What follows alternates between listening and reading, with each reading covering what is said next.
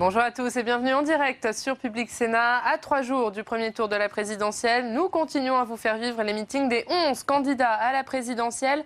Et aujourd'hui, nous allons suivre le meeting de Nicolas Dupont-Aignan, le président de Debout la France. Il était en meeting hier soir au Cirque d'Hiver à Paris, devant près de 1500 personnes selon son équipe. Nous allons suivre son discours en intégralité dans quelques minutes.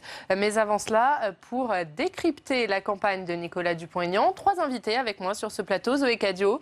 Bonjour Zoé, vous êtes journaliste au Midi Libre et à l'Indépendant. Michael Zamès. Bonjour Michael, notre éditorialiste politique. Et Nathalie Moret. Bonjour Nathalie. Bonjour. Vous êtes journaliste au groupe EBRA qui regroupe les journaux de l'Est de la France.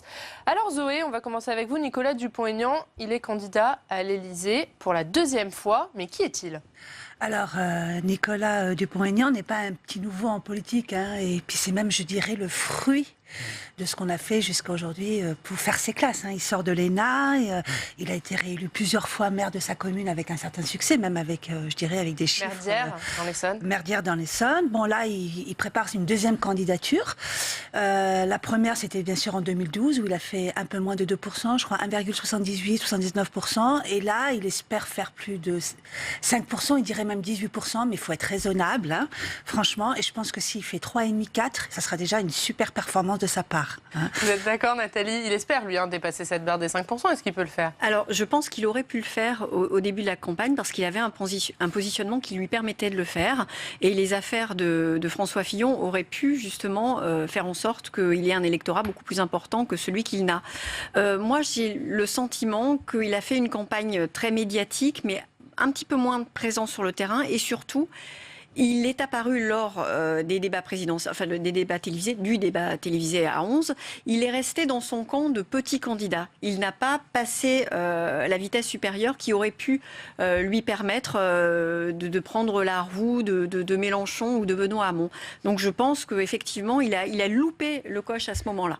Je ne suis pas tout à fait d'accord en disant peut-être qu'il a raté ses débats, mais il a quand même réussi une super performance médiatique. C'est quand il a quitté le journal de TF1, où là tout le monde a parlé de lui. Et là il est sorti un peu de ce statut de petit candidat.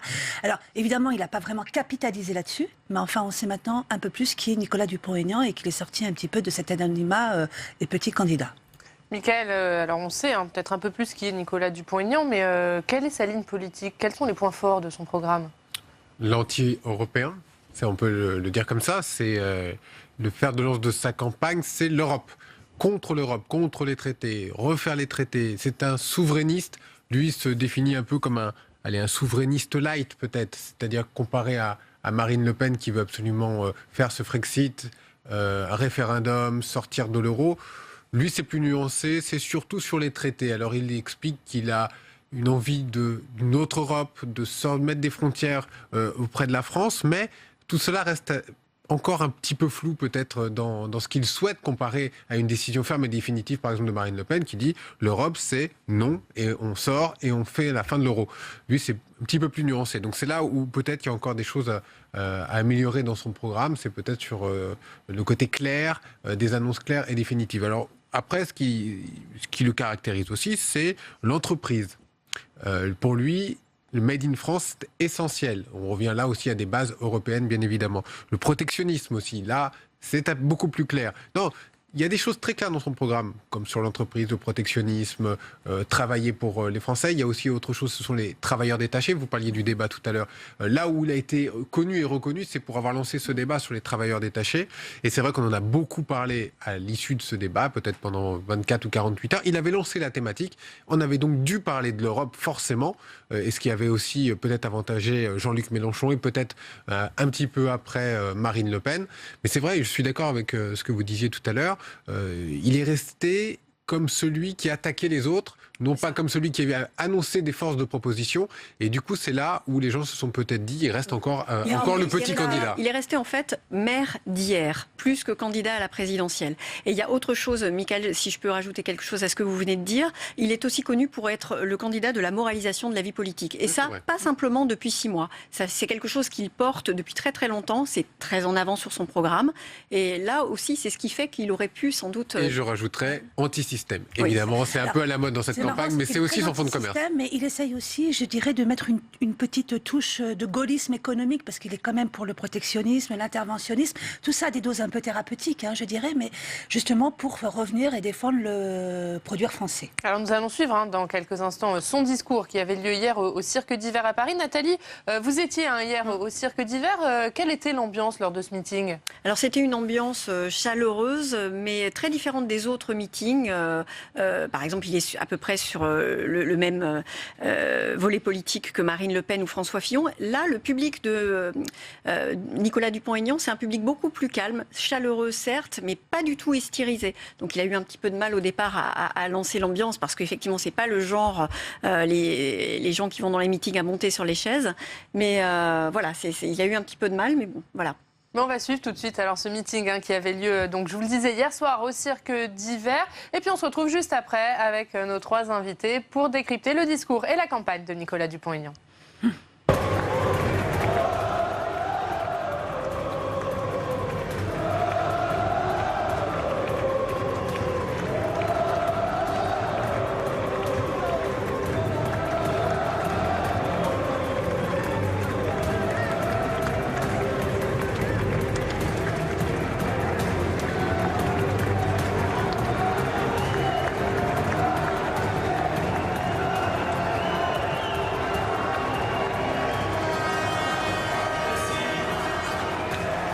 Merci d'être là si nombreux. Merci d'être là si nombreux. Vous êtes la France qui ne se couche jamais. La France debout, la France libre, la France forte, la France juste, la France fière, la France qui ne s'achète pas. La France, oui, la belle France. Celle qui honore nos anciens, celle qui se projette dans l'avenir. Et je veux vous remercier tous d'être ici. Votre présence me fait chaud au cœur. J'ai passé du temps un peu avec vous parce que chacun de vos visages, c'est un souvenir, un déplacement, une lutte, une complicité, une amitié, une rencontre. Oui, je vous remercie tous du fond du cœur, car lorsque nous avons quitté les partis finis, les astres morts, il y a 10 ans, on n'était pas si nombreux. Vous étiez là, pour beaucoup d'entre vous.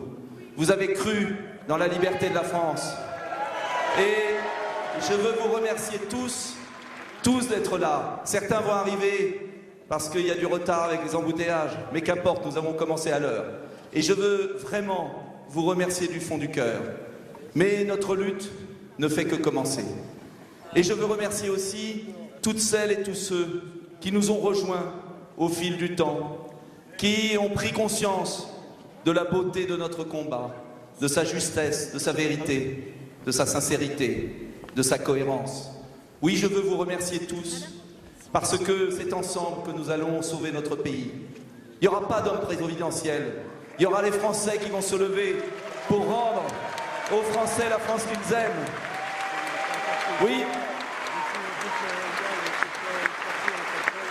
Oui, c'est un grand moment aujourd'hui. Alors, vous le savez,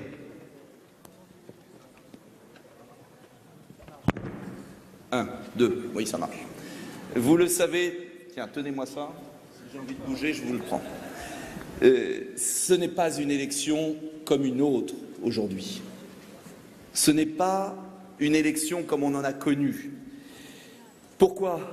Tout simplement parce que la France joue sa survie. La France, en 2017, le 23 avril, va jouer sa survie. Sa survie comme nation libre. Sa survie comme république exigeante, avec cette fameuse devise qui a fait le tour du monde et qui est l'emblème de notre grande nation. Liberté, égalité, fraternité. La France joue sa survie aussi comme civilisation lumineuse. Alors, vous connaissez, je n'ai pas besoin de vous le répéter, la gravité de la situation de notre pays, la gravité et la tension qui règnent dans le monde, l'ampleur des défis nationaux, mais aussi internationaux que nous devons relever. Et pourtant, cette campagne a été creuse comme un tambour. Cette campagne a été aussi vide que bruyante. Je ne parle pas de la nôtre, bien sûr, je parle de celle que les Français ont pu voir, ici ou là. Cette campagne est passée malheureusement à côté de beaucoup d'enjeux, et nos compatriotes le savent, le ressentent, le vivent. Alors il y a eu d'abord ces primaires bidons qui ont abouti à désigner des candidats en carton-pâte. Il y a eu ensuite une opération de communication massue pour transformer le fils prodigue de François Hollande en chevalier blanc de la pensée unique. Et puis on a entendu 100 fois le disque rayé des candidats protestataires que le système aime tant mettre en scène pour faire peur aux Français et finalement se maintenir éternellement au pouvoir. Plus grave, cette campagne aura été empoisonnée par les affaires en tout genre. Non, ces affaires ne sont pas un pseudo-complot contre des candidats qui n'ont été que les victimes de leurs propres mensonges. Pire, n'assumant pas leurs responsabilités, ils ont préféré prendre en otage l'élection présidentielle. Ils ont préféré déconsidérer toute la classe politique et, en fin de compte, vider de son sens le débat présidentiel. Honte à eux, honte à eux. Mais vous avez bien compris que toute cette mascarade n'était pas un hasard. Car ceux qui dirigent le pays depuis tant d'années, ceux qu'on appelle le système, car il s'agit bien d'un système organisé, tentaculaire, néfaste, prétentieux, dangereux, eh bien oui, ils savent au fond d'eux-mêmes, bien évidemment, que le peuple ne les supporte plus. Et il ne supporte plus, le peuple français ne supporte plus leurs échecs, le peuple français ne supporte plus leurs privilèges, leur corruption, leur fréquentation, leur mépris, leur arrogance. Et ils ont tremblé, oui, ils ont tremblé devant les avertissements que le peuple français leur adresse depuis 20 ans. Souvenez-vous, le succès de la fracture sociale sur le baladurisme ambiant en 1995. Souvenez-vous de la dissolution ratée de 1997. Souvenez-vous du choc de 2002. Souvenez-vous de la magnifique victoire du référendum auquel nous avons tous contribué de 2005.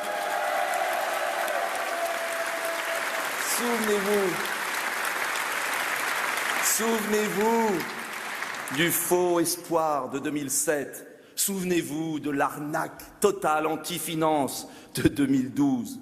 Alors oui, à chaque fois, le peuple français a réagi du fond de ses tripes, de sa raison, de son cœur.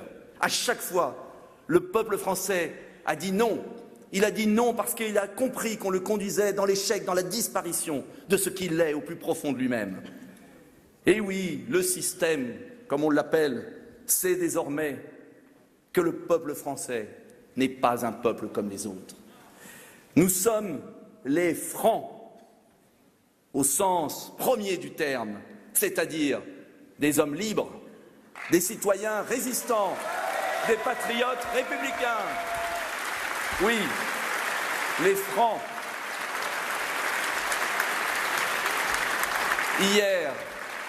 Hier, j'étais à Reims. Hier, j'ai été dans la cathédrale de Reims. Et j'ai marché sur cette plaque si émouvante où Saint Rémy a baptisé Clovis. Et quand on est là dans la cathédrale de Reims, on sait que la France n'est pas un pays comme un autre, que la France a des siècles d'histoire, que la France, elle s'est forgée. et que la France, oui, d'hommes libres, de citoyens résistants, de patriotes républicains, humanistes, que cette France-là n'acceptera jamais le joug d'une mondialisation atroce, inhumaine, qui dégrade l'humanité. Nous ne l'accepterons pas, et c'est l'honneur de la France. Alors oui, je vous le dis, nous n'accepterons jamais qu'une oligarchie fasse main basse, définitivement, sur le pays des droits de l'homme, sur le pays de la Révolution française, sur le pays de Valmy, sur le pays de Verdun, sur le pays de la France libre. Jamais nous ne l'accepterons.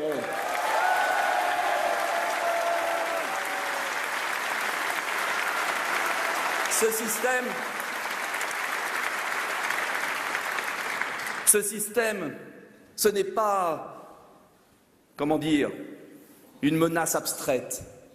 Ce système, c'est une réalité connue de tous les Français. Oui, c'est ce système qui a organisé méthodiquement la destruction de nos usines, la délocalisation de nos emplois en Chine et ailleurs. Ce système, il a planifié la destruction des emplois sur notre sol, même avec les travailleurs détachés, ces malheureux qui viennent de l'Est, se faire exploiter en France sans payer nos charges sociales, ce qui ruine nos artisans et nos PME.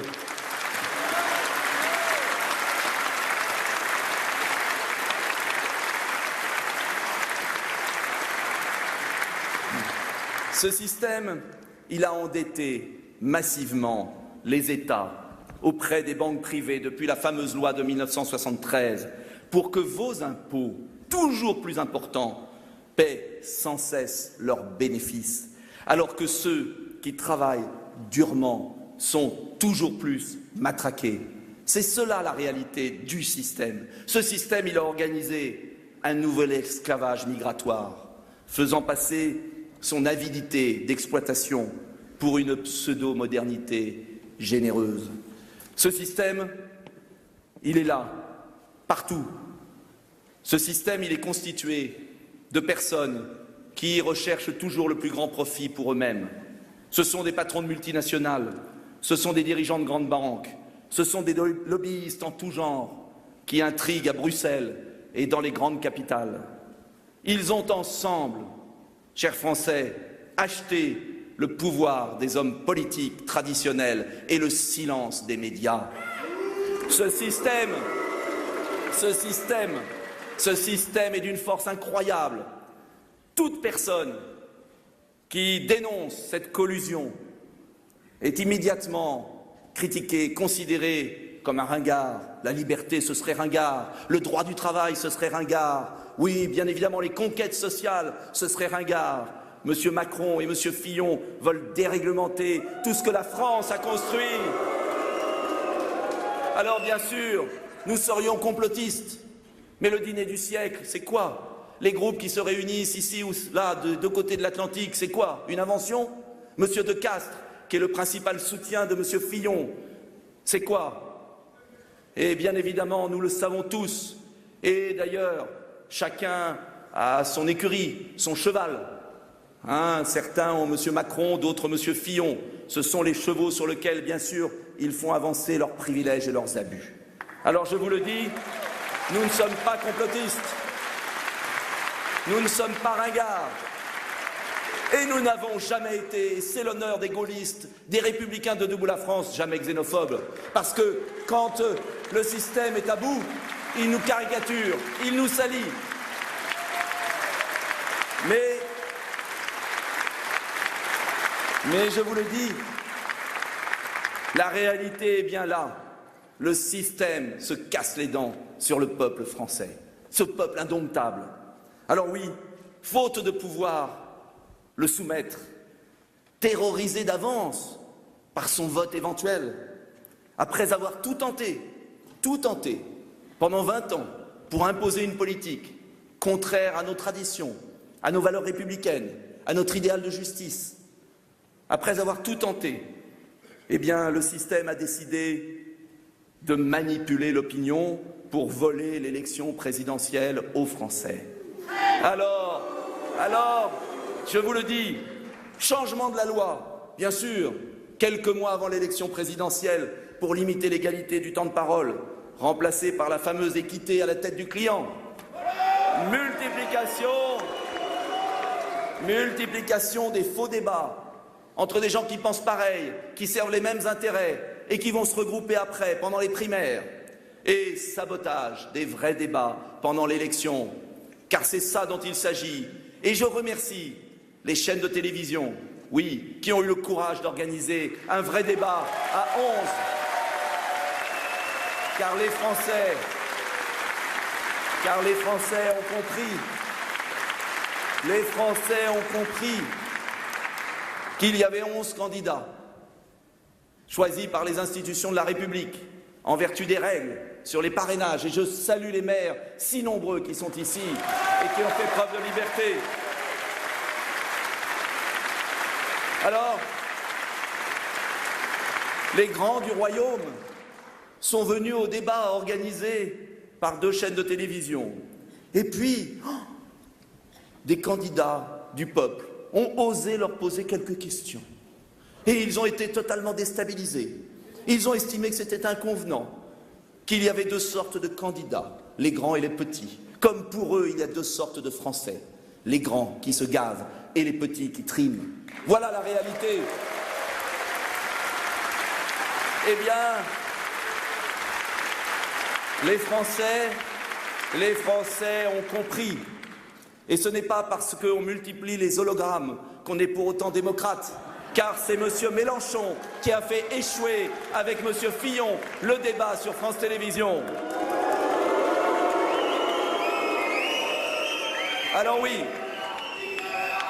oui, nous ne sommes pas dupes, et les Français doivent savoir que M. Mélenchon et M. Fillon ont tout fait pour éviter un débat. Et heureusement, France Télévisions a maintenu l'émission de demain qui ne sera pas un vrai débat, mais au moins on pourra parler aux Français. Car en démocratie, on a quand même le droit de parler aux Français.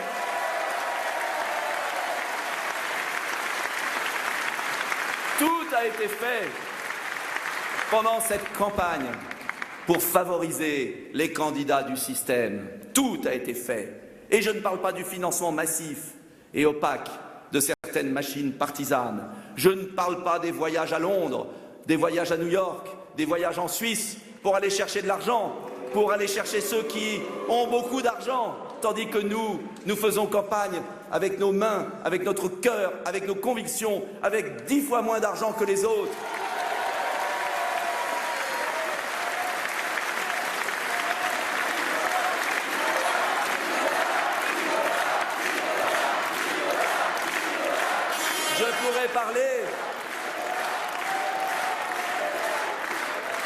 Je pourrais parler des journalistes qui ont sauvé l'honneur de notre démocratie pendant cette campagne et à qui on a pu parler, mais qui souvent ont été parfois encadrés. Et je tiens les preuves de ce que j'avance aujourd'hui, l'encadrement parfois par des grands propriétaires de médias qui ont fait pression pour qu'on fasse taire certains, mais moi je ne me tais jamais quand c'est la France qui est en jeu. Et je dirai tout, car la France de 2017 n'a parfois rien à envier à la Russie de Poutine ou au Venezuela de Chavez. Alors, oui, je pourrais parler enfin de la mobilisation générale, de toutes les vieilles gloires, de tous les chevaux de retour de la politique politicienne qui ont tant abîmé la France et fait souffrir les Français depuis 20 ans. Et ils se sont tous regroupés derrière M. Macron. Ah oui, vous avez compris. Emmanuel Macron, c'est la modernité, c'est la nouveauté, c'est le progrès, c'est la liberté. Alors c'est pour ça que tous ceux qui ont réussi dans la vie politique et qui ont servi la France l'ont rejoint. Je ne vais pas vous faire la liste de Pierre Berger à Bernard Kouchner, en passant par Jean-Michel Baillet. Jean-Michel Baillet, quelle chance! Quelle chance, Monsieur Macron vient de recevoir le soutien de Jean-Michel Baillet. C'est un grand progrès, mais il y avait Daniel Cohn-Bendit, Alain Minc, Jacques Attali, Laurence Parisot, Robert Hue, de vieilles gloires déchues qui vont à la recherche d'une survie artificielle. La soupe. Alors, oui. À la soupe.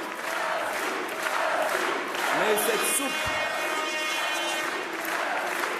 la soupe, comme le me prédisait une personnalité dont je révélerai le nom un jour, il vaut mieux que tu manges une bonne soupe chaude que du pain rassis. Eh bien non, je préfère avec vous manger du pain rassis qu'une vieille soupe déshonorante.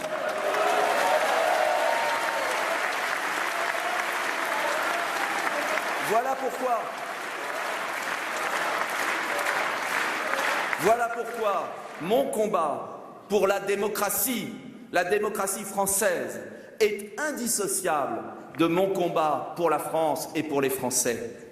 Alors oui, dimanche, la question est simple. Voulons-nous continuer à vivre dans cette illusion démocratique? Cette campagne... Laissez-moi finir ma phrase. Cette campagne qui a le goût de la démocratie, la couleur de la démocratie, mais qui n'a pas été la démocratie. Au contraire, sommes-nous décidés, nous, peuple français, à déjouer cette immense manipulation, à reprendre le contrôle de notre gouvernement, à réaffirmer la liberté du peuple français. C'est cela, la question de dimanche. C'est cela notre enjeu, c'est cela notre volonté, reprendre le pouvoir et le rendre aux Français pour qu'ils décident de leur destin. C'est l'enjeu et c'est le combat que nous mènerons inlassablement pour la France.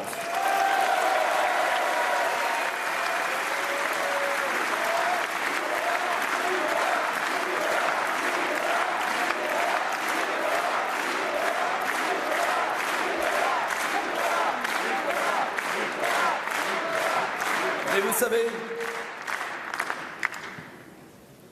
depuis que nous avons commencé ensemble notre combat, depuis que nous nous sommes rassemblés, nous n'avons jamais douté, en tout cas je n'ai jamais douté, vous non plus, si vous êtes si nombreux aujourd'hui, que le peuple français ne se laisserait pas faire et allait un jour ou l'autre se lever. Je le sais, nous le savons, car nous connaissons la France. Ses racines profondes, son histoire glorieuse, ses valeurs humanistes. Le système veut des femmes et des hommes sans racines, sans histoire, sans instruction, sans famille. Le système veut des fantômes qui errent dans un monde plat, sans identité ni fierté, sans idéaux, sans récit national. Le système affronte naturellement avec le peuple français cet adversaire coriace, car nous sommes fiers de savoir qui nous sommes. Je l'ai dit tout à l'heure, mais je le répète inlassablement, la France est une œuvre façonnée par les hommes et le temps, les terroirs et l'histoire, le travail et les arts, le courage et l'audace. La France est l'enfant chéri des plus beaux moments de l'histoire du monde, le creuset des humanités antiques, l'héritière des racines judéo-chrétiennes, la mécène de la Renaissance, le porte-étendard des Lumières, la résistante au totalitarisme. La puissance libre d'un monde multipolaire qui naît sous nos yeux. Oui, nous sommes le cœur battant d'une civilisation qui est née dans les milliers de villes et de villages de France et qui s'est rassemblée au cours de combats perdus puis gagnés ensemble, de grandes œuvres et de beaux dessins accomplis tous ensemble, d'une langue écrite et parlée ensemble qui rayonne, ne l'oubliez jamais, sur les 5 continents. Oui, nous sommes les héritiers des efforts, des sacrifices de tous les héros glorieux et anonymes qui ont fait à leurs enfants la promesse d'une vie meilleure. Alors, toutes les terres de France, de métropole et d'outre-mer, et je salue nos amis d'outre-mer et notamment de Mayotte, témoignent de notre patrimoine, de nos traditions, de nos savoir-être et de nos savoir-faire. L'exception culturelle française, c'est ce miracle qui n'appartient qu'à nous, qui permet que derrière la diversité de tout ce qui a enrichi la France, qui enrichit la France, derrière chaque accent différent qui marque notre langue, qui vit l'esprit français, notre identité nationale, nos liens mémoriels. La diversité française est une richesse parce qu'elle se projette dans une unité, parce qu'elle projette le pays vers l'avenir, Et c'est ce dialogue, cette dialectique entre notre diversité et notre unité qui est notre chance et que personne ne peut nous voler. J'ajoute même que personne ne peut la transformer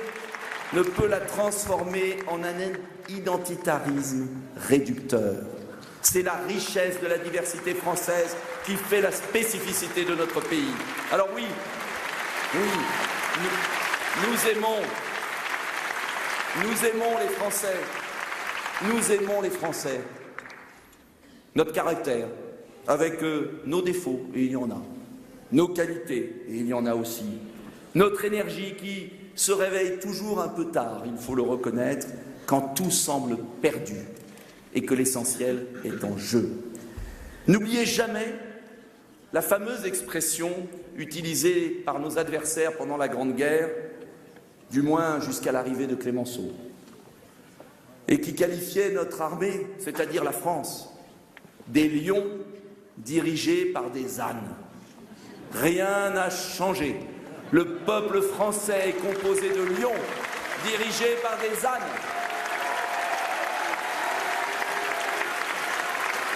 Alors oui, Français,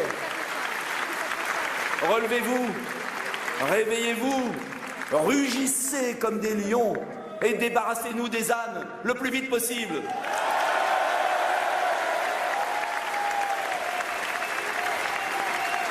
Car la seule force qui peut arrêter cette machine infernale de l'abaissement de la France et de l'appauvrissement des Français, la seule force qui peut vaincre le système, la seule force qui peut remobiliser notre énergie, eh bien, ce n'est pas un homme seul, ce n'est même pas un président de la République, c'est le peuple français, ensemble, et c'est notre objectif, réveiller le peuple français. Alors oui, la seule force assez puissante pour sauver notre pays, c'est vous, peuple français, son arme, la seule qui nous reste. Et je vous le dis très clairement, pour peu de temps.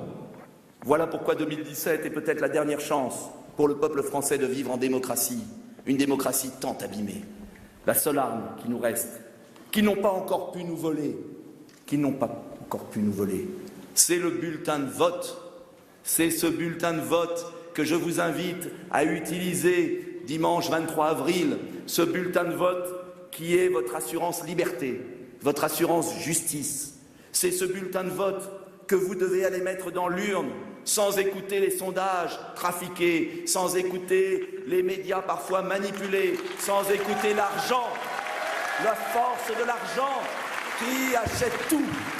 Eh bien, je vous l'ai dit, à vous, Français, qui êtes écœurés des affaires, qui êtes écœurés de voir toujours la même personnel politique se raccrocher aux branches, qui êtes écœurés de ces personnes corrompues qui nous donnent à nous des leçons, eh bien, vous avez le bulletin de vote. Ne vous abstenez pas, ce serait l'erreur de votre vie. Ne votez pas blanc même, ce serait une tragédie pour le pays. Car il compte sur votre abstention, il compte sur votre vote blanc pour se maintenir au pouvoir avec leur clientèle. Si tous les Français qui ont envie de s'abstenir prennent leur bulletin de vote et vont réfléchir dans le secret de l'isoloir aux meilleurs candidats et aux meilleurs projets, eh bien je peux vous assurer, je serai au second tour et nous gagnerons la présidentielle.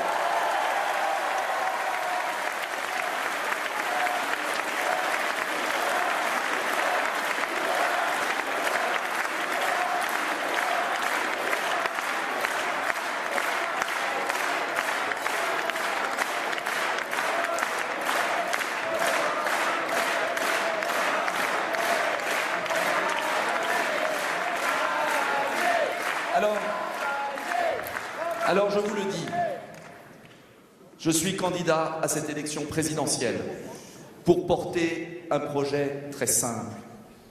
Ce projet, il s'agit d'abord de rétablir l'ordre dans notre pays, de reconstruire l'État.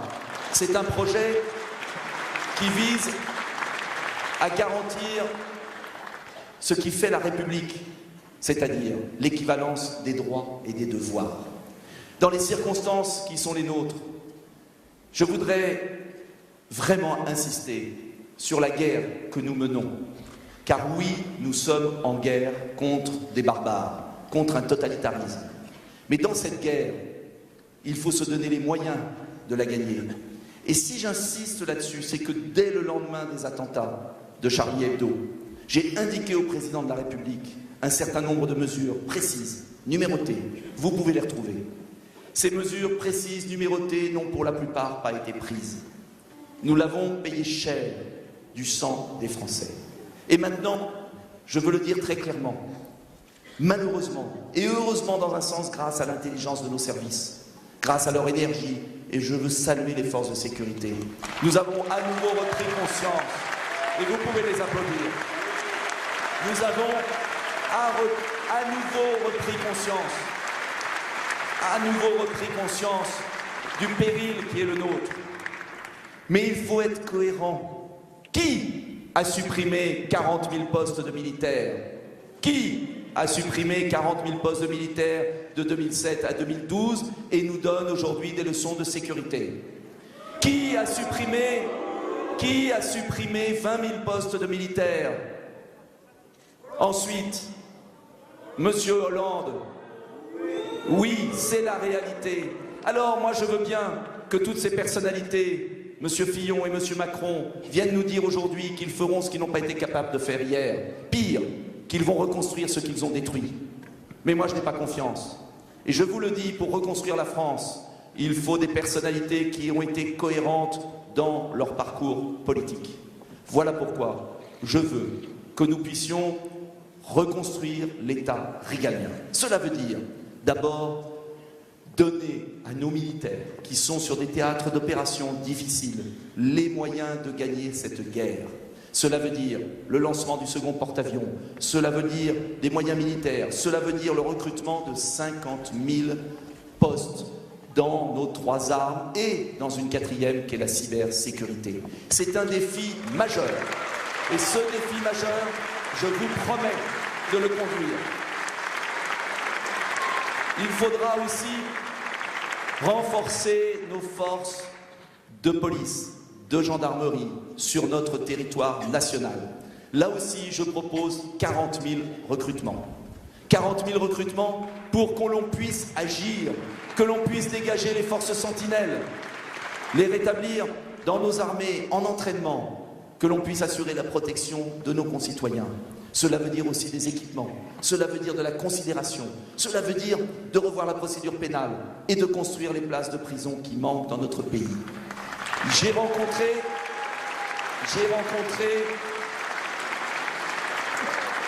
les surveillants de la prison de Villepinte la semaine dernière, des femmes et des hommes courageux qui aiment leur métier et qui m'ont expliqué le désastre qu'ils voyaient tous les jours. Alors là aussi, quand je propose de reconstruire 40 000 places de prison, ce n'est pas pour enfermer les Français, c'est tout simplement pour faire appliquer la loi républicaine, pour protéger le plus faible, pour protéger la victime, pour assurer la survie de notre République. Et c'est ainsi que nous ne mêlerons plus des djihadistes avec des primo-délinquants. C'est ainsi que nous donnerons une chance de réinsertion, car oui, je crois en la rédemption, c'est-à-dire à la capacité de changer, à la condition d'être dans un bon environnement. Oui, nous voulons rétablir la chaîne pénale française. Il n'y aura pas de liberté pour les Français. Il n'y aura pas de sérénité, de cohésion sociale, sans que d'abord nous rétablissions l'ordre en France. C'est ma première priorité, car il en va de la vie même de nos compatriotes. Il faut aussi, bien évidemment, en finir avec un communautarisme dangereux qui n'a rien à voir avec l'exercice des cultes. Je voudrais saluer Nadia, qui est dans la salle, je ne sais pas où elle est ici, qui était venue, vous vous souvenez, à Aubervilliers, qui mène un combat courageux pour la liberté des femmes. Parce que on peut tout à fait, et je vous le dis, pratiquer sa foi musulmane si l'on est musulman, dans le respect des lois de la République. Et il y a des millions de Français qui sont musulmans et qui pratiquent leur foi dans le respect de la loi de la République. Mais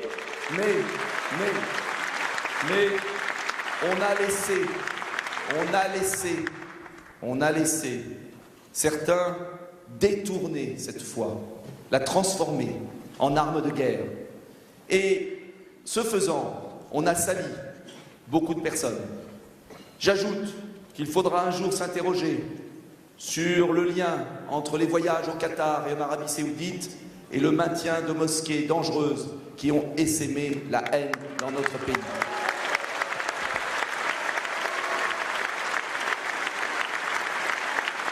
Rien ne pourra se faire sans une fermeté républicaine totale, qui passe bien sûr par le contrôle de nos frontières. Une frontière, ce n'est pas un mur, et c'est justement quand on supprime les frontières qu'on aboutit à des murs et à des haines. C'est tout le contraire, une frontière. Une frontière, c'est la capacité d'un peuple à défendre ce qu'il a de plus précieux, sa liberté. Une frontière, c'est le moyen de décider quand quelqu'un peut entrer chez nous ou pas. Et c'est parce que nous serons capables de maîtriser l'immigration que nous aurons un rapport serein à l'autre. Et tous les pays qui maîtrisent l'immigration, qui contrôlent les flux d'entrée, qui gèrent les sorties avec intelligence, ont une cohésion sociale et nationale beaucoup plus apaisée. C'est ça l'enjeu. Et je voudrais qu'on comprenne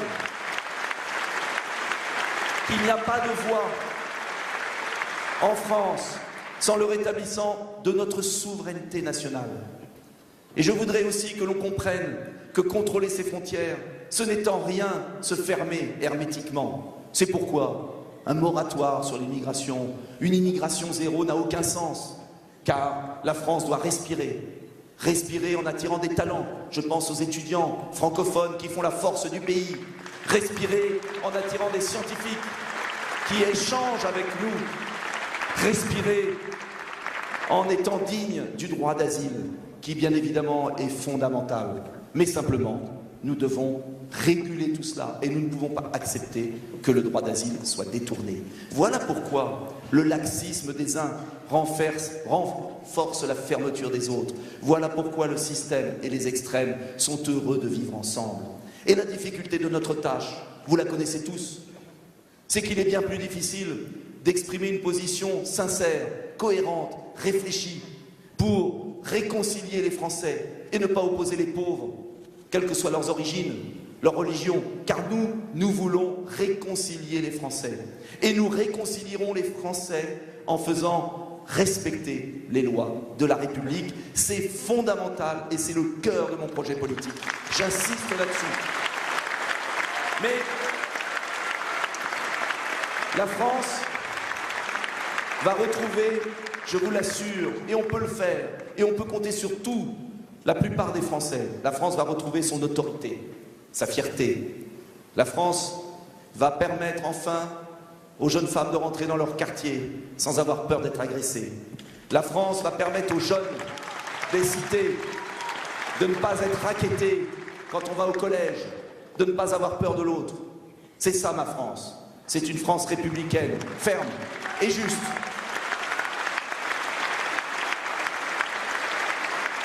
La priorité absolue, vous le voyez, c'est bien évidemment de rétablir l'ordre, mais il n'y aura pas de rétablissement de l'ordre sur notre territoire sans une autre politique étrangère. Alors là, je le dis très clairement, n'en déplaise aux petits serviteurs de la pensée américaine, des néoconservateurs américains, qui ont même réussi, quelques semaines après l'élection de Trump, à le mettre sous cloche.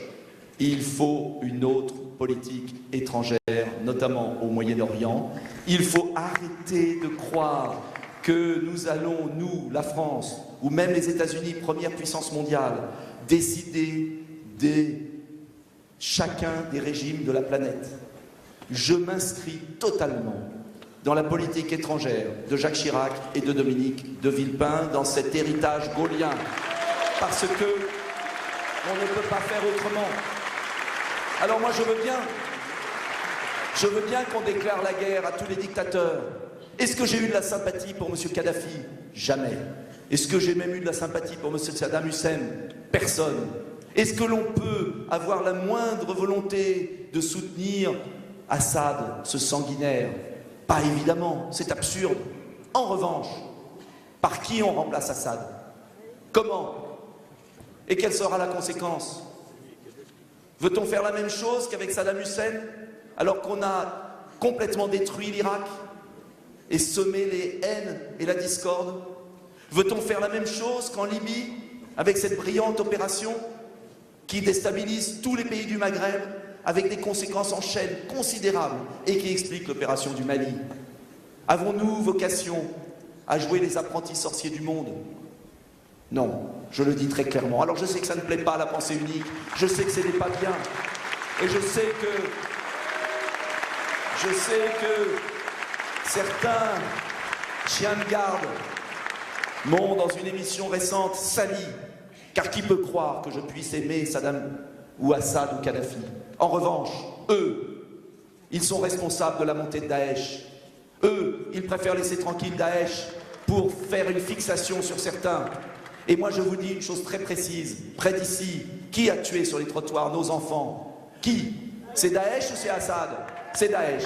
Alors, je vous le dis clairement, moi, président de la République, je combattrai seulement ceux qui touchent à un cheveu des Français. Parce que quand on touche à un Français, on doit réagir. Et ensuite, ce sont des affaires graves. J'apprécierai au cas par cas les puissances en jeu, la politique étrangère, car malheureusement, le monde est tel qu'il est. J'aimerais aussi intervenir au Soudan. Vous avez vu la tragédie qu'il y a au Soudan? J'aimerais intervenir au Yémen. Mais est-ce qu'on peut intervenir au Yémen? D'ailleurs, je remarque que M. Hollande a décoré de la Légion d'honneur le roi d'Arabie Saoudite en cachette pendant qu'il y avait des atrocités au Yémen. Voilà la réalité. Alors je veux bien la morale à éclipse, à géométrie variable. Je ne dis pas que c'est facile, ce sont des sujets graves. J'accepte toutes les critiques, mais je n'accepte pas qu'on joue de l'émotion et des atrocités pour conduire la France dans des aventures sans lendemain. Même les États-Unis se sont perdus dans ces aventures. Je pense qu'il faut une autre politique étrangère, une autre politique internationale. Et je suis absolument convaincu que c'est notamment par l'aide au développement, un grand plan Marshall vers l'Afrique et le Moyen-Orient, qu'on arrivera à extirper les causes, c'est-à-dire la misère. Et je veux vous dire inlassablement que l'enjeu majeur de la décennie qui vient, c'est la stabilisation de l'Afrique. Nous allons faire face collectivement, l'Europe et l'Afrique, à la plus grande transition démographique de l'humanité. 1 milliard d'habitants en plus, 1 milliard d'habitants en plus en une génération, c'est-à-dire en 30 ans. Vous êtes là, vous avez 20 ans, autour de la piste. Dans 30 ans seulement, l'Afrique aura 1 milliard d'habitants en plus, c'est-à-dire aura doublé sa population. Pourquoi on n'en parle pas dans cette campagne? Pourquoi je suis l'un des rares à en parler? Pourquoi on caricature toujours mes propos? J'en ai assez de cette caricature permanente, qui est injuste. Car oui, l'enjeu, plutôt que de donner 1000 milliards aux banques, 1000 milliards aux banques chaque année, la fameuse Banque Centrale Européenne, ce veau d'or devant lequel est prosternée toute l'intelligentsia française, toute l'oligarchie française, 180 milliards d'euros versés par la seule Banque de France aux banques à 0% d'intérêt. Et pendant ce temps-là, nos entreprises sont délocalisées. Nous sommes en train de louper la modernisation de notre industrie. Nous ne faisons pas de la recherche contre le cancer et nous n'aidons pas les peuples africains. Elle est belle, leur Europe. C'est ça l'Europe. C'est pas l'Europe que j'aime. Et je maintiens que nous avons une priorité absolue, qui est la reforestation du Sahel, qui est l'électrification de l'Afrique, qui est de donner un avenir aux Africains sur leur sol. Car si nous ne faisons pas ça, nous serons submergés par un chaos migratoire sans précédent, par des haines, par des échecs. Alors oui, plutôt que de se chamailler sur le fait de savoir s'il faut 20 000 étrangers, 50 000, si le mur de Calais est comme ci et comme cela, je pense qu'il faut de la fermeté, contrôler nos frontières, supprimer certaines aides sociales. Mais cela ne servira à rien tant qu'on ne prendra pas le problème du développement de l'Afrique à bras le corps. C'est notre honneur ici de le vouloir. Vous le voyez ? Il faut une belle politique étrangère. Et la politique étrangère, c'est une politique intérieure. Et la politique de défense, c'est le bras armé de la politique étrangère. Et c'est tout l'enjeu de la reconstruction de l'État régalien. Mais pour reconstruire l'État régalien, il ne faut pas mépriser l'État. Il ne faut pas mépriser les fonctionnaires. Il ne faut pas vouloir des charrettes de fonctionnaires, 500 000 pour l'un, 150 000 pour l'autre, comme si les fonctionnaires, ce n'étaient pas des êtres humains, ce n'étaient pas des serviteurs de la France. Je n'accepte pas ce mépris pour les fonctionnaires. Je vous le dis. Nos amis fonctionnaires ne méritent pas cela. On a l'impression que les fonctionnaires ne font rien. On a l'impression que les policiers ne font rien. On a l'impression que les infirmières ne font rien. On a l'impression que les aides-soignantes ne font rien. Et je vous le dis d'ailleurs, je dédie ce discours à ma mère. Voilà, j'avais envie de le dire. Je le dis parce que je suis indigné. Je suis indigné de voir comment certains hommes politiques traitent les femmes et les hommes qui servent les Français dans les hôpitaux, dans les casernes de pompiers, dans les commissariats. Alors oui, ils préfèrent, c'est ça pourquoi je parle du système, ils préfèrent donner des milliards, 41 milliards d'intérêts aux banques, à leurs amis, plutôt que de recruter des fonctionnaires qui servent les Français, plutôt que de baisser les impôts sur les PME, plutôt que de réformer le RSI. Voilà pourquoi je pense à eux, peut-être plus aujourd'hui qu'avant. Alors oui, nous allons reconstruire l'État, car Louis XIV disait l'État c'est nous. Mais en démocratie, l'État c'est encore plus nous que sous Louis XIV, bien évidemment. L'État c'est nous, l'État c'est vous. Et je veux un bel État efficace, bien sûr, pas obèse, efficace, au service du public, au service des Français.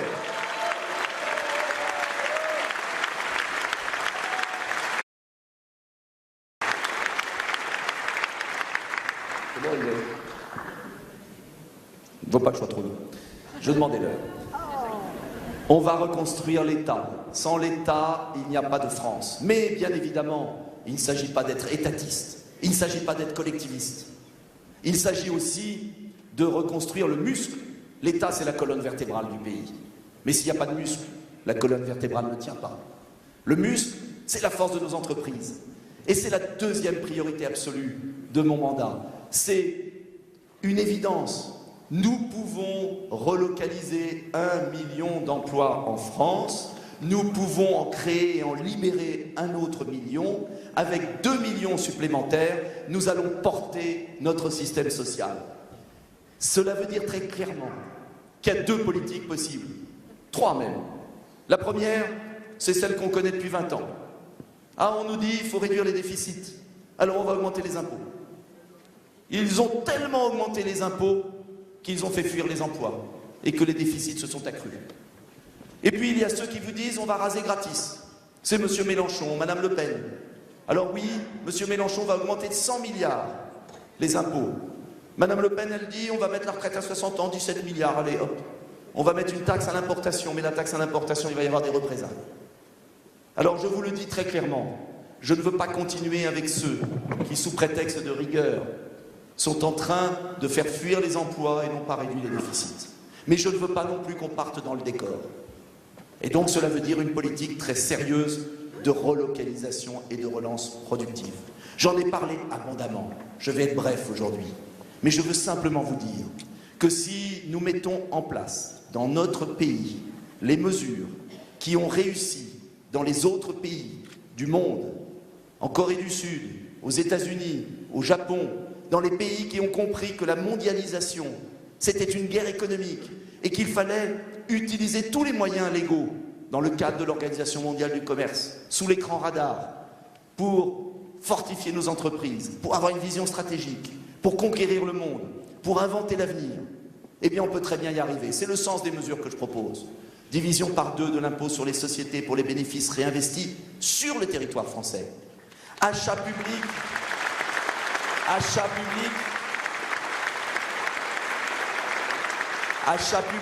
réservé à 75% aux productions françaises, c'est-à-dire fabriquées en France. Et puis, fonds de relocalisation de 10 milliards d'euros, comme au Japon, qui sera donné aux entreprises qui relocalisent une usine, qui ainsi pourront acheter les machines-outils, la robotique, à la condition qu'ils s'installent pour 10 ans dans une zone avec peu d'emplois, comme la zone rurale, comme des villes moyennes, comme des zones au fort chômage. Avec ces 3 mesures qui existent aux États-Unis, au Japon, en Corée, nous allons muscler l'économie française. Nous allons relancer la machine. Enfin, je vous promets que nous allons rendre aux Français les 60 milliards que François Hollande et Emmanuel Macron ont pris dans le porte-monnaie de nos concitoyens. Nous allons les rendre sous forme de baisse d'impôts. Sous forme de baisse d'impôts. Comment? Eh bien, diminution de 10% de l'impôt sur le revenu pour tous. Ensuite, suppression des droits de succession et de donation jusqu'à 500 000 €. Enfin, défiscalisation des heures supplémentaires. Mais attention, et je veux être clair, avec moi, il n'y aura pas l'anarchie dans les entreprises, c'est-à-dire que je maintiens la durée légale du travail, car je n'accepte pas que ce soit l'histoire des poules du renard dans le poulailler, c'est-à-dire que dans chaque entreprise, on négocie la durée du travail. C'est n'importe quoi. Comment peut-on oser proposer cela? Et j'avoue, regardez bien les programmes. Monsieur Macron, autant que Monsieur Fillon, propose cette mesure voulue par l'Union européenne. C'est une mesure qui aboutirait dans les entreprises où il n'y a pas d'accord, dans les entreprises où les salariés sont démunis, qui aboutirait à revenir aux 48 heures de travail par semaine. C'est-à-dire ce que Clémenceau avait réussi à mettre en place en 1910. Alors moi, je veux bien qu'on revienne un siècle en arrière. Je ne vois pas d'ailleurs comment on va créer un emploi si on passe de 35 à 48 heures. Et je ne vois pas comment on va récompenser le travail si on supprime les heures supplémentaires.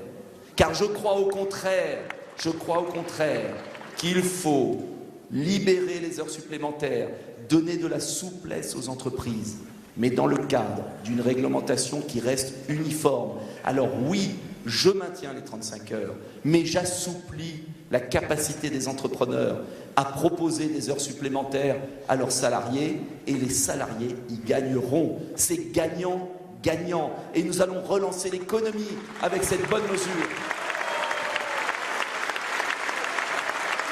Cette mesure qui a marché vaudra aussi pour les fonctionnaires. Ainsi, les policiers, les enseignants, les hospitaliers qui feront davantage d'heures seront récompensés pour leur travail. Cette mesure qui apparemment peut sembler chère va rapporter beaucoup, comme elle a rapporté beaucoup quand elle a été mise en place. Et d'ailleurs, le comble, c'est que la meilleure mesure qui a été prise sous le quinquennat Sarkozy et sous le quinquennat de François Fillon n'en veut pas et supprime les heures supplémentaires. C'est incompréhensible. Je n'accepte pas comme gaulliste la régression sociale. Je n'accepte pas. On peut, mes amis, on peut réconcilier le développement économique, la liberté des entreprises, la responsabilité des individus, la force des PME avec une protection sociale.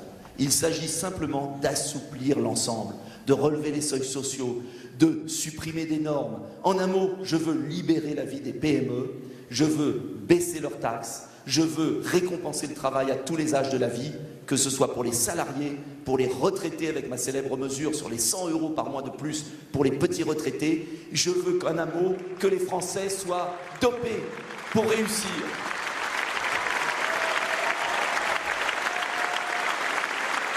Vous le voyez, c'est un plan économique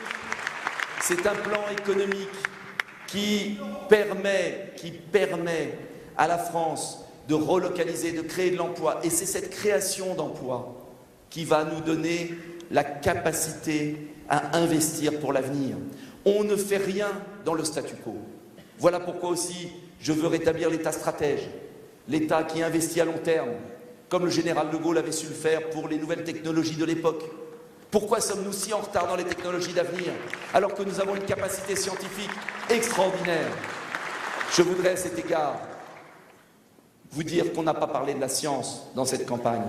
On n'a pas parlé de ces scientifiques français qui nous placent au 3e rang mondial et qui malheureusement s'exilent aux États-Unis. Oui, il faut, notamment par des avances remboursables de la Banque de France à 0%, investir dans la science, comme le font la Chine et les États-Unis. Je ne veux pas être plus long sur cette affaire économique, mais vous le voyez bien, pour mener cette politique de liberté et en même temps de récompense du travail, il ne faut plus bien évidemment obéir à Bruxelles. Cela veut dire très clairement,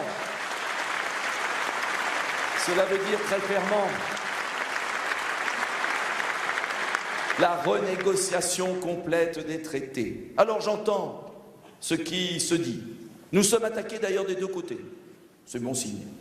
Il y a les européistes BA qui n'ont toujours pas compris que l'Union européenne était l'instrument d'un système mondial qui défigure la belle idée européenne, l'humanisme, ce qui fait notre force, qui défigure aussi la réconciliation franco-allemande, qui est détruite par cette Europe inégale, cette Union européenne de la concurrence déloyale, de l'abaissement général, de l'inhumanité.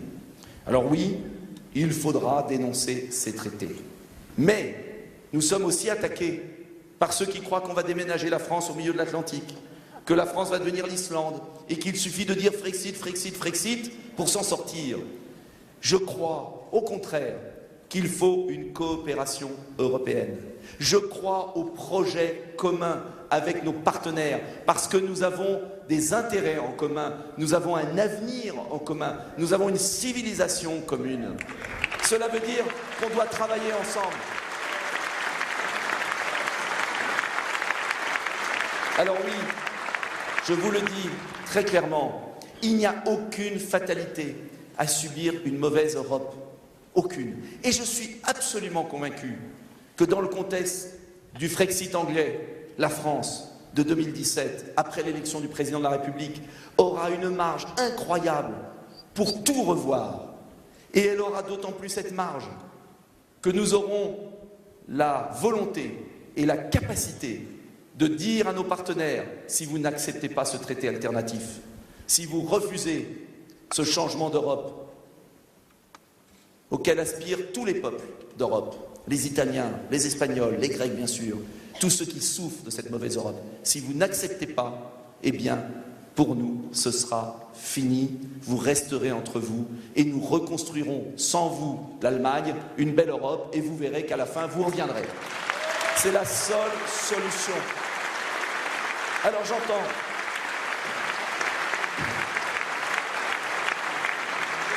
j'entends les uns ou les autres, les défaitistes de tout poil, les résignés, les faiblards, ceux qui expliquaient que Vichy, c'était pas terrible et qu'on ne pouvait rien faire d'autre. Eh bien, ces vichistes de tout poil qui ont toujours été présents dans l'histoire de France, qui, bien évidemment, dissuadaient Jeanne d'Arc de se lancer à la conquête des Anglais, qui dissuadaient Clémenceau de vouloir faire une paix complète. Tous ces capitulards, on les connaît. Ils ont été toujours présents dans l'histoire de France, les capitulards. Ils ont toujours semé leur petite musique de l'abandon. Mais moi je vous dis, l'Europe est trop importante pour capituler. Et c'est parce que nous sommes, finalement, contrairement à ce qu'on entend partout, de vrais Européens, c'est-à-dire pour une coopération des nations libres, que nous allons sauver l'Europe à leur place. Parce qu'ils ont tué l'Europe. Et nous n'avons rien à rejeter.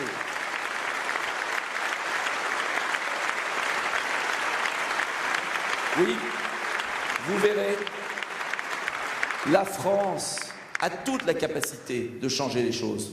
D'ailleurs, souvenez-vous, en 1789, la France a quand même eu la volonté de porter un idéal. En 1848, la France a porté un idéal. Faudrait-il que nous soyons bien ramollis, que nous doutions beaucoup de nos valeurs, pour être incapables de les porter en Europe.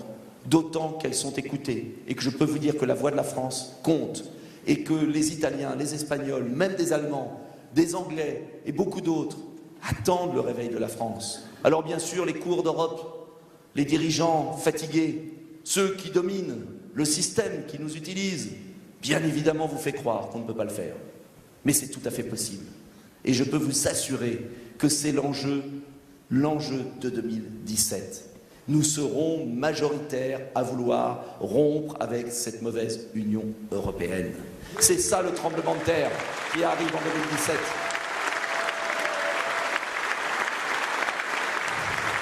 Un pays en ordre. Un pays en ordre. Un pays fort, avec des entreprises fortes. Un pays qui innove, qui se projette dans les 50 ans qui viennent. Pourquoi faire? Pour avoir tout simplement un pays juste, un pays humain, un pays qui donne à chacune et à chacun de ses citoyens une dignité, par le travail, par l'esprit, par la culture, par le sport, une dignité, la dignité de l'homme. Nous sommes gaullistes. Le gaullisme, c'est un patriotisme humaniste. Souvenez-vous de la phrase du général de Gaulle. Il n'y a qu'une seule querelle qui vaille, celle de l'homme. C'est celle de l'homme que nous sommes là à défendre.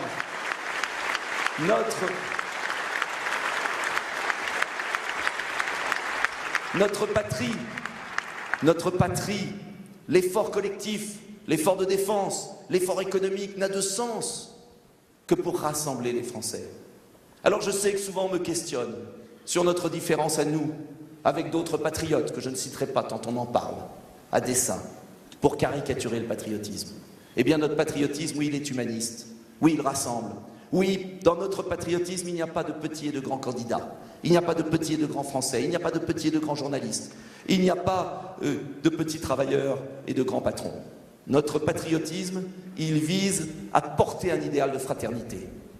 Alors cet idéal de fraternité, je vous invite, oui, à le construire, à le reconstruire, à le développer. Pendant cette campagne, j'ai été profondément surpris de voir que très peu de candidats parlaient du progrès social. Comme si on avait tout fini, alors qu'il y a tant d'injustices. Je les connais en tant que maire de ma ville. Tant d'injustices, tant de souffrances, tant de régressions, notamment du droit des femmes, notamment la situation des personnes handicapées. Tant d'injustices dans notre pays. Comme si c'en était fini des conquêtes sociales. Comme s'il s'agissait d'ailleurs, pour ceux qui se disent les plus sociaux, que de maintenir des acquis. L'enjeu, c'est tout le contraire. Ce n'est pas de maintenir les acquis de M. Mélenchon, je l'entendais récemment, ou de la pauvre Madame Arthaud qui répète toujours en boucle les mêmes conneries, pardonnez-moi. Ce n'est pas ça. Ce n'est pas ça le social. Mais oui, ce n'est pas ça. Le progrès social, c'est de donner une dignité, une responsabilité à chaque individu à partir des réalités du monde. Et c'est pourquoi, je le dis, il faut davantage lutter contre la fraude sociale, il faut davantage remettre en cause les abus pour redistribuer l'argent que nous avons vers ceux qui en ont vraiment besoin. Voilà pourquoi je propose le travail universel. Le travail universel, mes amis, c'est quoi le travail universel? Le travail universel, ça part de l'idée, comme d'ailleurs ceux qui proposent le revenu universel, c'est que chacun dans notre société doit vivre dignement. Simplement, est-ce que vous croyez qu'on va vivre dignement par un revenu sans travail? Ce n'est pas possible.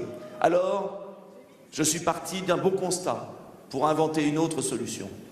Cette autre solution, c'est le travail universel, c'est-à-dire que nous sommes garants que chaque Française, chaque Français ait le droit à une activité d'intérêt général. Soit des emplois marchands, c'est l'idéal, et c'est pourquoi nous mettrons tout pour localiser 1 million d'emplois. C'est pourquoi nous ferons tout pour libérer les énergies des entreprises, pour un autre million. Mais ça ne suffira pas. Alors oui, je veux que quand on touche le RSA, eh bien, les collectivités, les hôpitaux, les associations sportives, les collectivités locales, l'État, permettent à chaque titulaire du RSA de travailler une journée par semaine. C'est une révolution. Ce n'est pas l'aide sociale. Ce n'est pas l'aide sociale comme la charité pour être tranquille. Allez, un brin de cannabis et le revenu universel, et tu te tais. Ce n'est pas ça. C'est de tendre la main pour réapprendre un métier, pour apprendre à se relever, pour croire en nouveau en l'humanité. Cela exige un effort des collectivités. Trouver une occupation à chacun. Cela aussi pour permettre un RSA+, où chaque personne, volontaire cette fois-ci, pourra travailler 2 jours par semaine, 3 jours par semaine, en échange d'un RSA supplémentaire sur des tâches d'intérêt général. Nous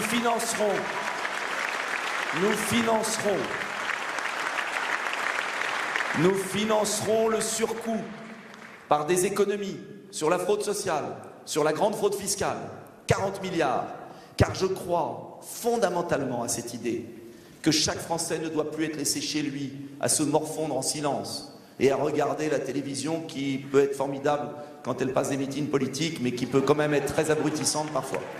Je vous le dis sincèrement, le travail universel, c'est aussi de donner à chaque jeune qui sort du système scolaire sans formation une activité d'intérêt général et une formation. Chaque jeune aura le droit à la seconde chance. La seconde chance, c'est quoi? J'ai visité ce matin la Fabrique, une école de la Chambre de commerce, extraordinaire. Chaque jeune, après avoir échoué, parce qu'on peut échouer dans la vie, ça existe. Et on ne doit pas échouer à vie parce qu'on a échoué une fois dans sa vie. Nous donnons une seconde chance, c'est-à-dire une carte avec un crédit d'1 an de formation professionnelle. Les jeunes qui sortent sans formation auront une réserve de crédit formation. Ils pourront l'utiliser 10 ans après, 5 ans après, lorsqu'ils en auront envie. Et je peux vous assurer que cela changera leur vie parce qu'ils pourront rebondir. Le problème de la France, ce sont les couloirs de l'échec, les couloirs de la misère, les couloirs de l'indignité. Eh bien, je veux que chaque Français ait une seconde chance. C'est fondamental. Vous le voyez ? Le travail universel pour rendre sa dignité aux Français.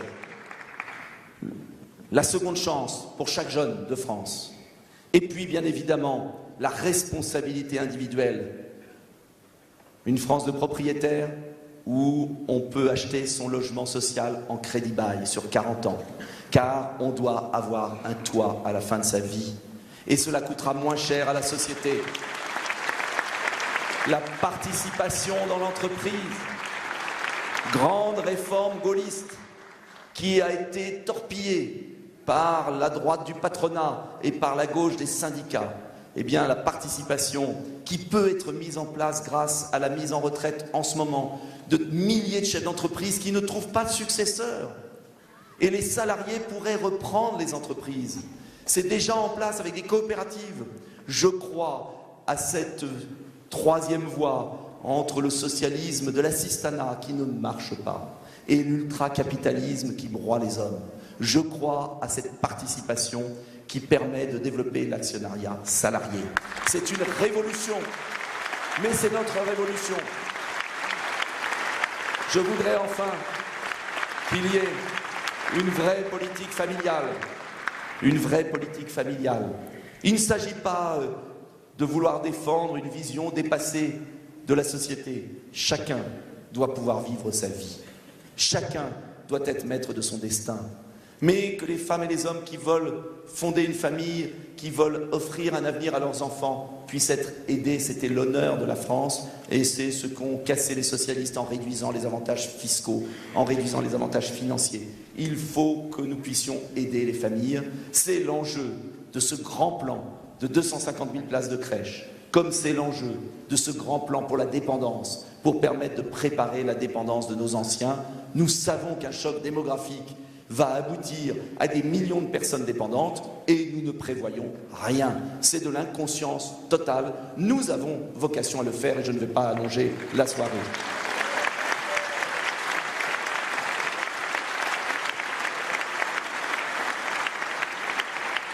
Les défis de demain sont considérables. Je pourrais bien sûr aussi parler de la transition énergétique, de l'écologie, du droit des animaux, parce qu'une société sonore a bien traité les animaux comme elle traite bien les personnes humaines. Je pourrais parler, bien évidemment, et j'en ai tant envie, de l'école de la République.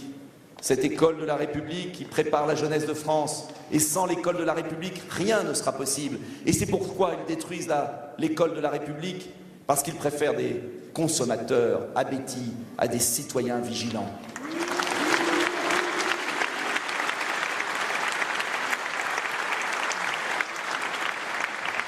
Alors, ce beau meeting, je voudrais vraiment vous dire que nous pouvons avoir confiance, que la France a tous les atouts pour réussir. J'en suis certain, sinon je ne serais pas devant vous. Je voudrais vous dire que les malheurs du pays résultent tous d'un simple sentiment, celui du renoncement et de la culpabilisation. L'échec de la France d'aujourd'hui est lié à notre démission mentale, est lié à notre perte de confiance. Ils ont réussi, et c'est peut-être cela le pire, à casser le ressort qu'il y avait en nous, dans ce grand peuple français. Ce ressort, il existe en chacun de nous, dans chaque Français. Et vous savez, c'est le propre des dictatures mentales du moins, c'est que chacun se croit seul. Mais nous sommes des millions en France à aimer notre pays. Nous sommes des millions à savoir que la France peut donner le meilleur. Nous sommes des millions à savoir que la France peut être à nouveau grande, forte, juste, fière. Simplement, chaque Français se croit seul. Chaque Français se dit « mais je ne peux pas y arriver puisqu'il n'y a que moi qui pense comme ça » ou quelques amis. Alors chaque Français est dans son coin, un peu résigné. C'est exactement ainsi que fonctionnent les sondages. Oui, je vous le dis, j'ai passé cette campagne, 1 an de campagne, à sillonner le pays. J'ai rencontré les employés de Rungis, les militaires de Brest, les ouvriers de Colmar. J'ai rencontré des pèlerins à Reims ou à Vézelay, venant de toute la France. J'ai rencontré les femmes musulmanes, françaises d'abord, de Mayotte, et je les salue si elles nous regardent. Et des femmes extraordinaires qui aiment la République et qui demandaient simplement au préfet de faire respecter les lois de la France à Mayotte. J'ai rencontré en Vendée, à Rodez, à Nice, bref, et je ne cite pas toutes les étapes qui m'ont conduit dans 80 départements. Je m'excuse d'ailleurs auprès des 20 autres de ne pas avoir pu m'y rendre, mais ce ne sera que partie remise, j'irai en tant que président les rencontrer.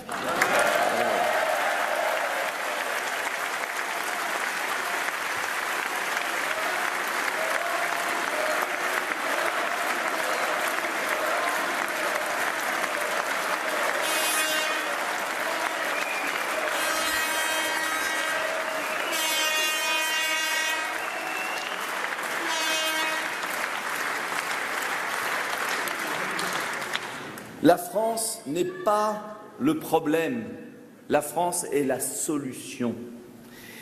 Faire passer la France avant tout n'est pas une honte, c'est au contraire une chance, c'est au contraire une obligation morale pour un chef d'État. Sur tous les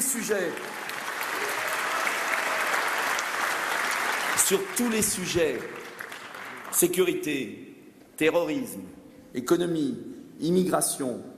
Je vous invite à reprendre une remarque d'un député, un des seuls députés d'ailleurs à avoir constamment mis en garde contre le totalitarisme allemand et à avoir vraiment rejeté les accords de Munich, Henri de Kérillis, qui disait « Avant ma classe sociale, il y a la France. Avant le capitalisme, il y a la France. Avant notre régime politique, il y a la France. Avant toutes mes préférences idéologiques, il y a la France. Ne plus placer la France au-dessus de tout, voilà la décadence. » Eh bien, rien n'a changé. je vous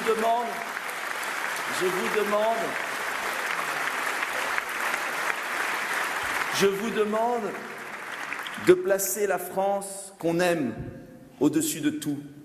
Alors c'est pas la France pour la France, comme disait Romain Gary. Magnifique exemple de courage, de désintéressement. Un Français, d'ailleurs, qui est devenu Français pour les valeurs de la France. Et il disait, ce n'est pas la France, je ne suis pas Français, je ne fais pas ce combat pour la France, mais pour des valeurs, pour la France libre, disait-il. Eh bien, cette France-là, c'est celle qu'on aime. Ma candidature à la présidentielle n'a qu'un objectif, vous rendre la France qu'on aime, vous rendre cette France qui nous est chère. Alors je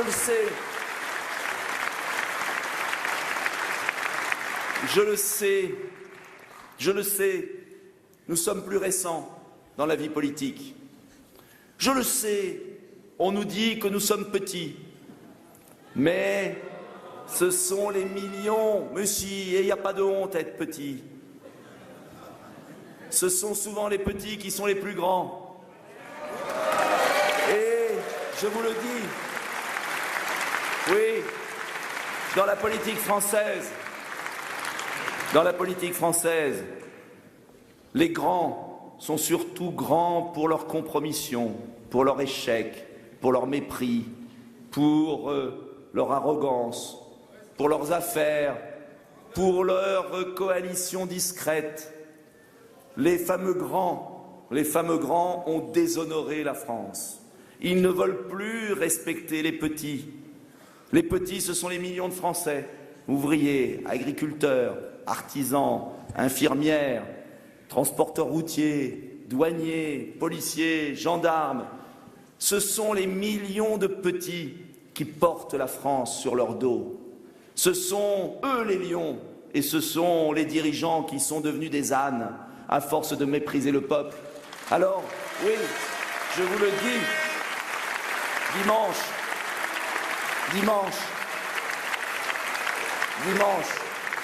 il vous appartient à tous, ici, et à tous ceux qui m'écoutent dans le pays et qui me soutiennent, qui sont des millions. Il appartient de n'avoir aucun complexe. Vous n'êtes pas petits. Vous êtes égaux, libres, en droit et en devoir. C'est la Déclaration des droits de l'homme et du citoyen.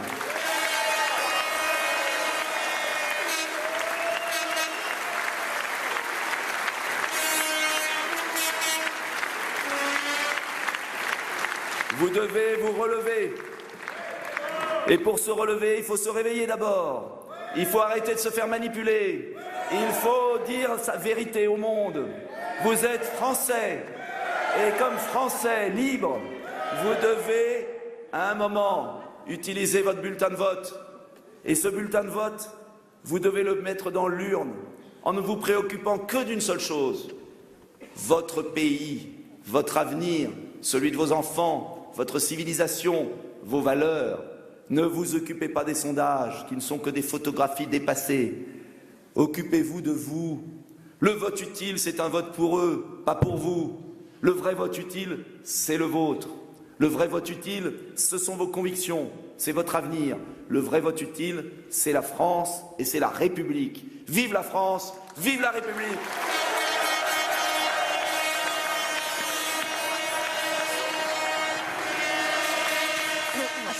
Voilà pour ce meeting de Nicolas Dupont-Aignan, le candidat de Debout la France. Meeting qui avait lieu hier soir au Cirque d'Hiver à Paris devant près de 1500 personnes. Nous allons y revenir avec nos trois invités toujours présents en plateau. Je vous les représente. Zoé Cadio, rebonjour, journaliste au Midi Libre et à l'Indépendant. Mickaël Zamès, notre éditorialiste politique. Rebonjour Mickaël. Et Nathalie Moret, rebonjour, journaliste au groupe EBRA qui représente les journaux de l'Est de la France. Alors avant de parler du fond du discours de Nicolas Dupont-Aignan et de sa campagne, un petit mot peut-être sur la forme de ce meeting, Nathalie. Nicolas Dupont-Aignan qui a alterner un discours au pupitre avec un discours sur scène, avec un micro, où il a occupé la scène. Oui, voilà. C'est assez drôle parce que Nicolas Dupont-Aignan, qui est quand même le candidat d'une France qui regarde beaucoup vers le passé, etc., au niveau de la forme, il essaye d'être un petit peu plus novateur et de sortir de son pupitre. Là, on a bien vu, il a fait l'ouverture et la conclusion derrière son pupitre, puisqu'il devait y avoir 2 ou 3 notes.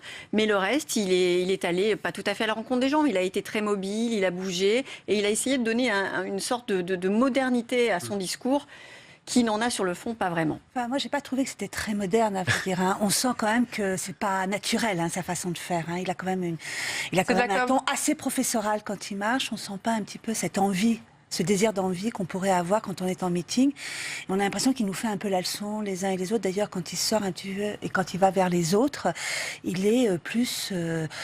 pour affirmer des choses et même attaquer, parce que quand on le verra aussi tout à l'heure dans le fond du discours, hein, il attaque les gens pour pouvoir asseoir son programme. Mais c'est vrai qu'on a vu pendant 30 minutes des attaques ad hominem directement sur François Fillon, sur Emmanuel Macron, sur Marine Le Pen, sur ce système qu'il dénonce. Ça a duré 30 minutes, des attaques aussi sur les journalistes, sur le débat qui a lieu, qui n'a plus lieu. On a presque perdu un peu Nicolas Dupont-Aignan dans toutes ces critiques qu'il formulait pendant cette demi-heure, avant de sortir effectivement de ce pupitre pour aller vers la salle et à partir de là commencer un petit peu à égrener son programme sur l'Europe, sur le patriotisme, sur le protectionnisme pour les entreprises, etc. Là, ça commençait un petit peu à faire du fond, mais il a fallu quand même plus de 30 minutes avant qu'on arrive à quelques mots du programme. Ce qui pose d'ailleurs un problème de forme, j'allais dire, puisque en critiquant comme ça sur 1h20 de discours, en critiquant de façon très abrupte ses concurrents pendant 30 minutes et en n'étant pas dans la proposition, il se met lui-même dans la position de petit candidat, puisque les petits candidats sont plus dans la dénégation que dans la proposition. Et ça, je pense que c'est un problème pour Nicolas Dupont-Aignan dont l'ambition est de dépasser les 5%. Puis ce qui est très marrant aussi, c'est que ça rend aussi avec le discours d'Emmanuel Macron qui est plutôt dans la bienveillance. Vous voyez ce que je veux dire? Alors que là, il est tout le temps, il traite ses concurrents d'âne. Enfin, en plus, c'est des expressions qui sont un peu surannées, quoi, d'une certaine manière. Quoi. C'est pas vraiment ce qu'on dit aujourd'hui. Quoi. Il a un vocabulaire aussi qui est un peu passé. C'est marrant aussi, c'est que ça rend aussi avec. Il veut faire croire que c'est un parti jeune, mais c'est pas un parti jeune. Hein, quand on le rappelait tout à l'heure en début d'émission, Nicolas Dupont-Aignan, quand même, c'est 1997, je crois qu'il est député, et en 2007 quand même qui crée la France Debout, qui après Debout.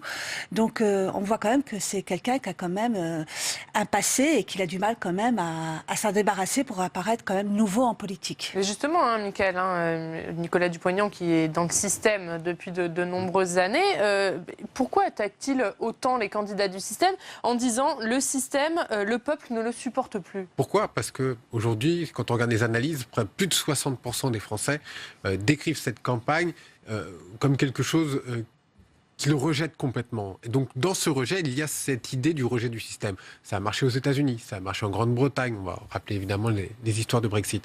Donc, c'est quelque chose qui fonctionne. Quand on rejette le système, alors qu'est-ce qu'on met dans le système? On met les journalistes, on met les politiques tels qu'ils font de la politique aujourd'hui, évidemment toutes les affaires, les institutions, tout ça, c'est les sondages, bien évidemment, tout ça, c'est le système.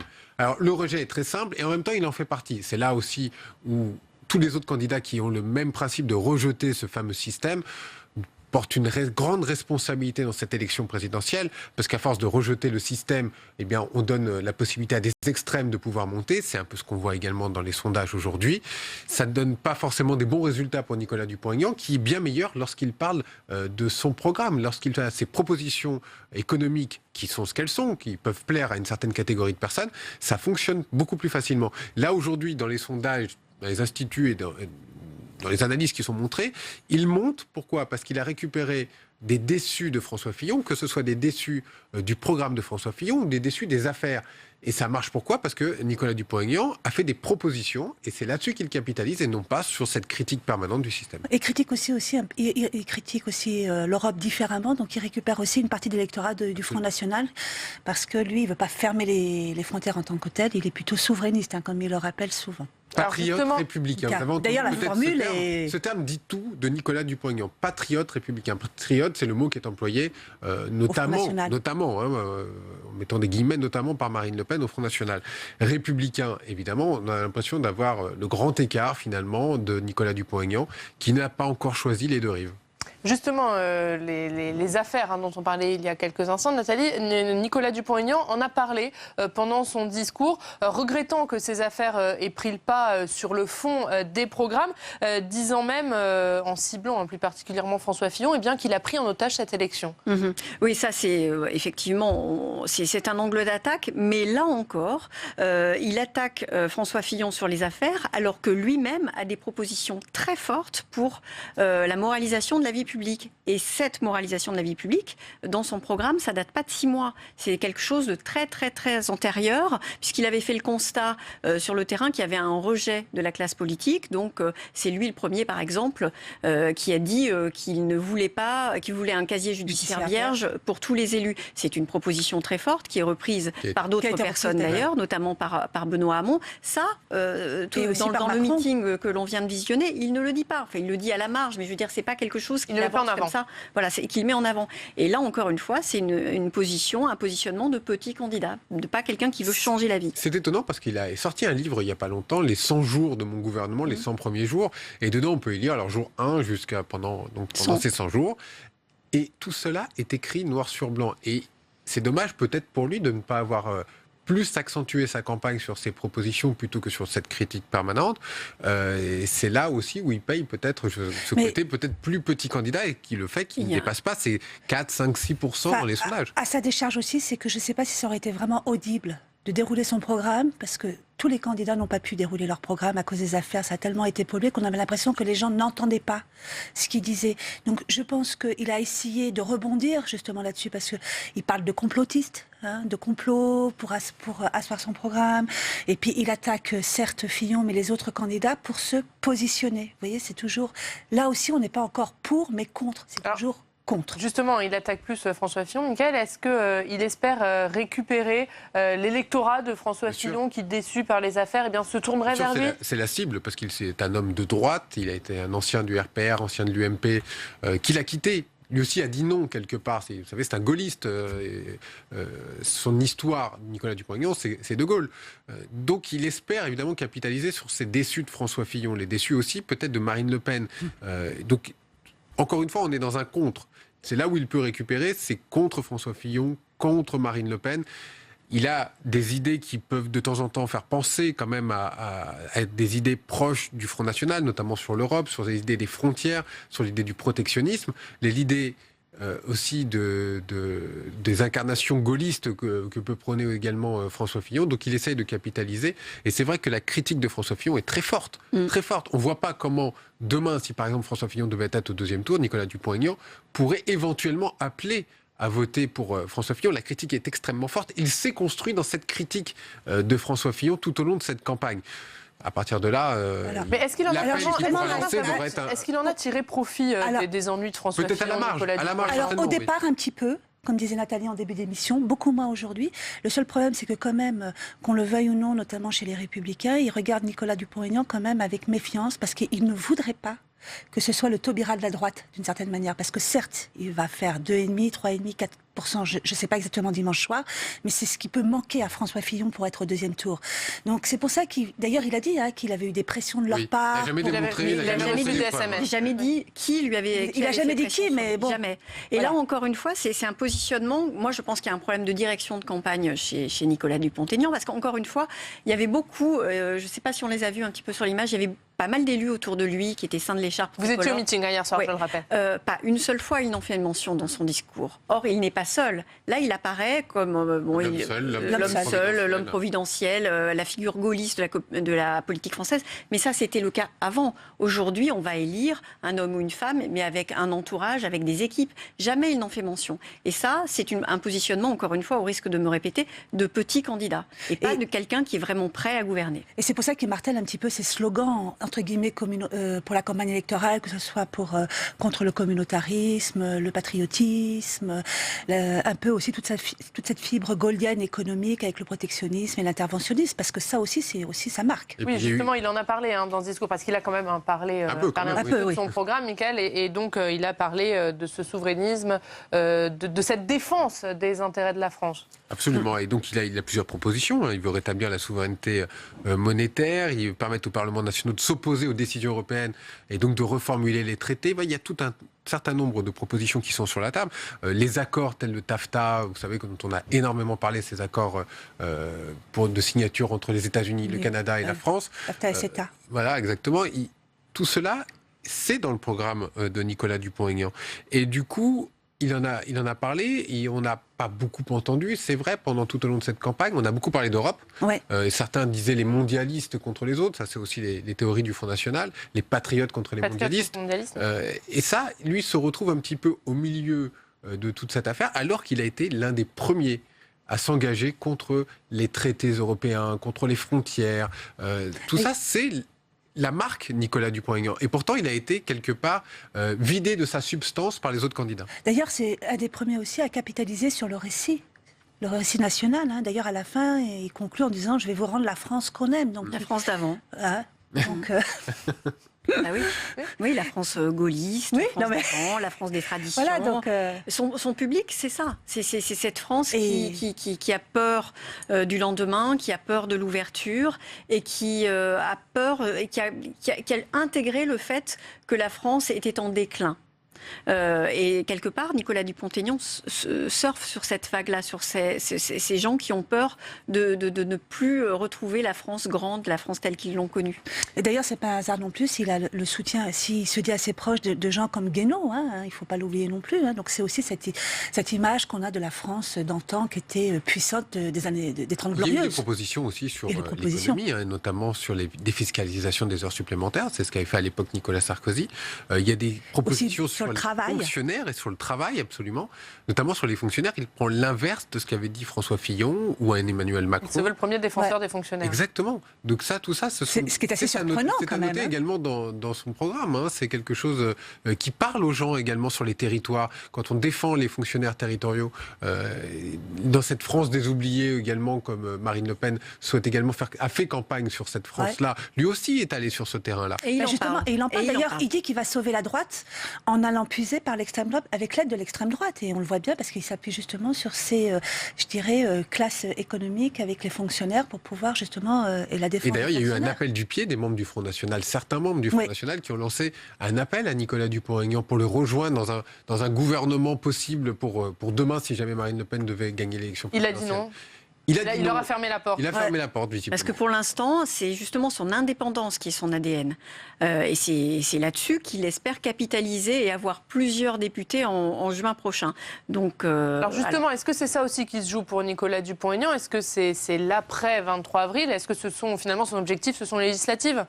Je pense que oui. Je pense que c'est conforter son mouvement et l'asseoir sur la scène politique française. L'élection présidentielle ne lui sert qu'à ça, c'est-à-dire à s'avancer médiatiquement sur la scène pour pouvoir exister après aux élections législatives, récupérer quelques candidats. Il ne faut jamais oublier que derrière tout cela, il y a aussi l'argent. C'est le nerf de la guerre dans la politique également, le financement de la vie politique. C'est-à-dire aussi, on ne peut faire vivre qu'un parti grâce à des financements. Et quand on a quelques députés, on a un petit peu plus d'argent. Et c'est pour ça qu'il appelle au vote utile. Appel au vote de conviction, ne vous occupez pas des autres. Et en même des temps, sondages. Il lance un petit tacle justement sur les sondages. D'ailleurs, il n'arrête pas de dire que les sondages sont plus ou moins manipulés. Non, plus que moins. Oui, non, mais je sais bien, puisqu'il dit même qu'il est à 18%. Ils sont trafiqués, dépassés. Qu'il faut dire la vérité et qu'il faut arrêter de mentir. Nathalie, il nous reste 30 secondes. Est-ce que, pour faire le bilan de la campagne de Nicolas Dupont-Aignan, est-ce qu'on peut dire qu'il aura fait une bonne campagne? Oui, il a fait une bonne campagne parce que sans doute il dépassera les 1,80 qu'il a fait il y a 5 ans. Donc déjà, c'est une victoire pour lui. Et il a fait une bonne campagne parce qu'il a plus imprimé le champ médiatique et donc du coup, il sera présent sur les législatives. Et c'était son objectif. Et surtout qu'il y a certaines de ces mesures qui sont reprises par d'autres candidats, comme l'histoire du casier judiciaire pour les candidats, un casier judiciaire vierge pour être élu. Très bonne campagne de Nicolas Dupont-Aignan qui va lui servir pour les législatives. Est-ce qu'il arrivera à récupérer 5% dans les sondages pour pouvoir récupérer là aussi un financement de sa campagne? des réponses dimanche soir. On verra tout ça. Dimanche Merci à soir. tous les trois d'avoir été avec nous pour décrypter ce discours de Nicolas Dupont-Aignan et sa campagne. On se retrouve demain midi pour le dernier meeting de notre série. Ce sera celui de Nathalie Arthaud, la candidate de Lutte ouvrière. Très bonne journée sur Public Sénat.